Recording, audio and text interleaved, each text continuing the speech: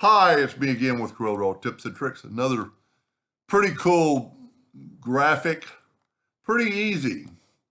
We just got to think about a couple of things, and I'm going to take a square rectangle tool and hold down the control button so it's a perfect square. I'm going to go ahead and rotate it 45 degrees. And then I'm going to get my shape tool. I'm going to get on that node right there, holding down the control button and bring in both those. I'm going to go to Effects and Contour. I'm going to contour the inside 0.02. I'm going to go up to Object and break the contour apart. I'm going to Control G to group it. I'm going to Control D to duplicate it. And while holding down the Shift key, I'm going to bring that into about there. All right. One thing you need to do for this to work perfectly is to draw a line from there to there. And I'm actually going to move that line out of the way. Well, no, I'm not at first. Now that line's there because it has a center point. I can't remember if I grouped this together. Nope. So I'm going to Control G to group it and put my center line back. I'm going to take this, Control D, and then double click on it and move my rotation to the center of that line. And I'm going to rotate it 45 degrees. Now I could very easily just, I hate Control D because it's going to do this. Nope. And I'm going to basically mirror, no, can't mirror it. I'm going to rotate it a negative 45 degrees. And we get that right there. Now my center line is still there. So what I'm going to do is I'm going to take my virtual segment delete key. You know what I can do? Let me take my center line away. And I'm going to delete. This one's not perfect because I don't have a perfect shape in there, but it'll work.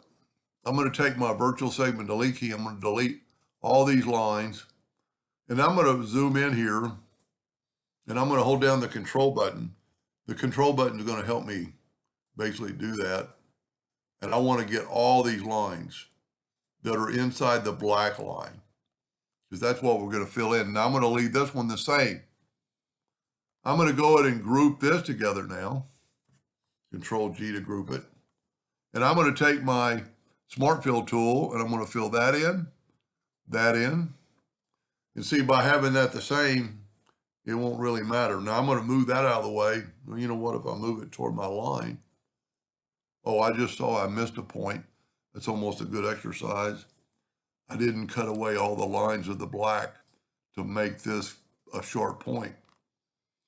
Now I'm going to take this and now I'm going to move it over here. I'm going to go move it to the back of the page so I can see my line. And then we're going to just rotate it from here. Or you could move the line back.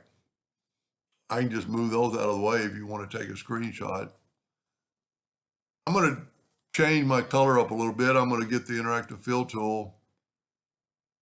And I'm going to put a little darkness right here. I was trying to use another color and it just didn't seem to work, but I want it pretty blue. And then I'm going to take this one and go up and I'm going to put a little darkness at the top, the opposite of what I've got on that center item. And I can move this up because I really want some blue except for that very top part or some black. Now you see my line? That's going to help us.